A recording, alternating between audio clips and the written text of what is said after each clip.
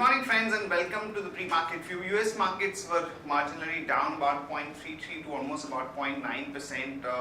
However, European markets were up sharply and they were up anywhere from 0.85 to almost about 3%. And when we look at the Asian markets, most of the markets are showing positive uptick, particularly Nikkei is up about 2.25%. Hang Seng is also up about 0.75%. However, Shanghai is down about 0.4%. And SGX Nifty is suggesting that we are going to open down around 50 odd points on the Nifty. This is mainly because of the the weak development that Mr. Raghuram Rajan is not going to continue as the governor of RBI, and that would have a sentimental impact on the market for today. Overall, our markets have remained quite resilient over the past few days. Even on Friday, they were up about 0.25%. So there might be a quick negative reaction because of Mr. Raghuram Rajan's development. But I think over the next 2 or 3 days, the markets are going to settle down. We also have some other important events like Brexit. So there is going to be a bit of volatility. But we also have positive news in the sense that the monsoon has progressed extremely well, and market is going to be focusing more on some of the other developments like GST and a few other things which are domestic oriented. So any particular weakness that we might see today or tomorrow because of the events could be used as a buying opportunity. On that note, let me invite our F&O expert to take you through important F&O cues and ideas that we can have from the derivative side. Good morning friends, I'll give you analysis on derivatives. In Friday's trading session, taking positive views from the international markets, our market did reacted on the positive note and opened with a gap up of around 30-40 odd points. But there are around 8,200 odd levels. We did saw Nifty showing some kind of an resistance around that level, and slowly and steadily Nifty showed some kind of an selling pressure and slide downwards. In the last 1 hour of trade, we did show some kind of an sharp selling on the lower side, but eventually it managed to close at around 8174.40 and the absolute flattish note with a gain of 0.20%. On the open interest terms, not much of activity. 0.26% was added in the open interest. On the absolute terms, 50,000 odd shares were added in the open interest. Cost of carry, however, decreased significantly from 6% to 2%. That is, Nifty Premium it came down for anywhere from 18 odd points to currently 5 points, indicating majority of the build-up which was seen in Friday's trading session was on the shorter side. Put call ratio increased by 2 basis points from 1.09 to 1.11. In line with the market showing some kind of an upside, some kind of an positive closing. We did saw put call ratio rising by 2 basis points from 1.09 to 1.11, and volatility index cool off a bit by 2 odd percentage from 17.70 to 17.35 odd levels. On the options activity, not major activity to highlight upon. In last few trading sessions, we have not been seeing any kind of a major activity, either in call or put, as market participants wants the big exit event to unfold, and after that only market participants would take any aggressive bet on the option side. Till that time, we have been expecting there would not be much of the activity which could be seen in the option side, and after that. And can be gauge any kind of a trend studying the options data. 8,300 call option have seen an highest build-up of open interest in Friday's trade of 6.5%, and is now the highest and continues to be the highest in terms of open interest with around 65 lakh shares into it. While on the put side, 8,200 have seen an highest addition of around 12 to 13 odd percentage, while 8,000 put option, which is the highest in terms of open interest, with around 79 lakh shares into it, have seen an addition of around 5 to 6 odd percentage respectively.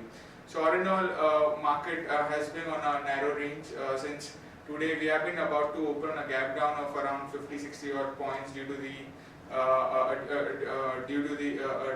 an exit of Raghuram Rajan, as he might not be able to continue his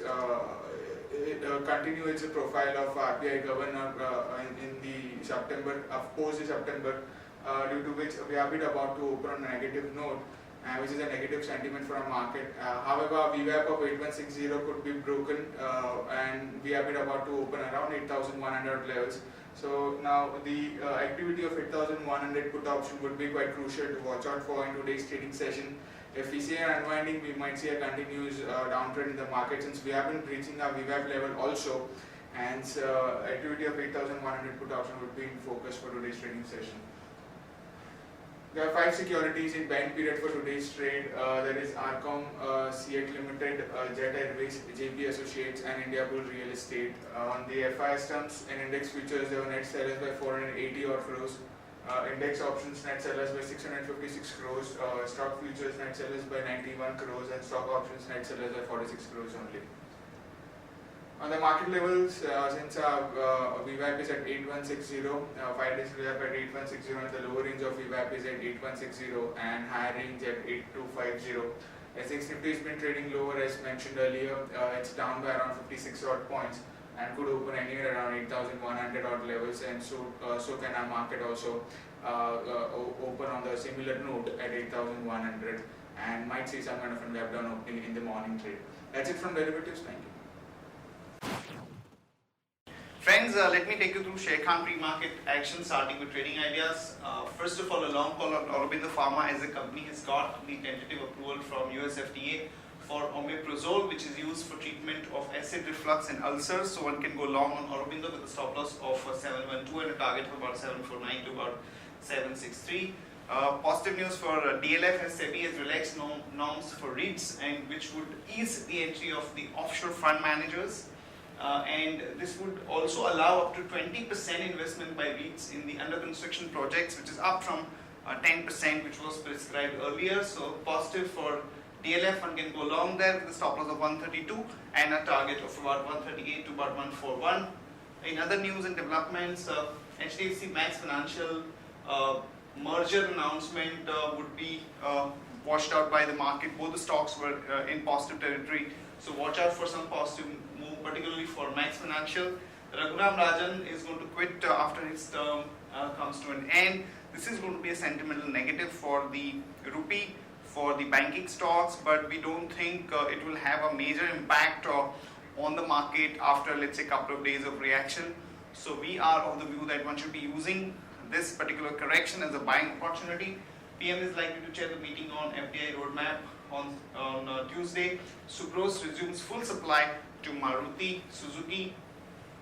Rolta blames government for the interest payment delays. Eros International signs television license deal with Z Network, and SEBI issues consultation paper on REITs, which is positive read-through for companies like IRB Infra, ILNFS Transport, GMR Infra. Also, Imami has launched a men's face wash pack which is aimed at the rural segment.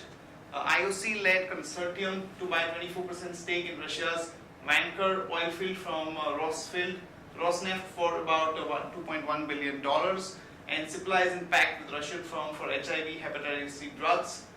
List of stocks with positive and negative bias. The day traders, stocks with positive bias are UBL, Petronet and Coal India. Stocks with negative bias are Vogue Pharma, Bata India and Infertel. Stocks for investment that we like at this point of time are Bharat Electronics, HDFC Bank, Maruti, Hindustan Unilever, Glenmark Pharma. That's it from all of us, friends. Have a good trading session and see you tomorrow at the same time.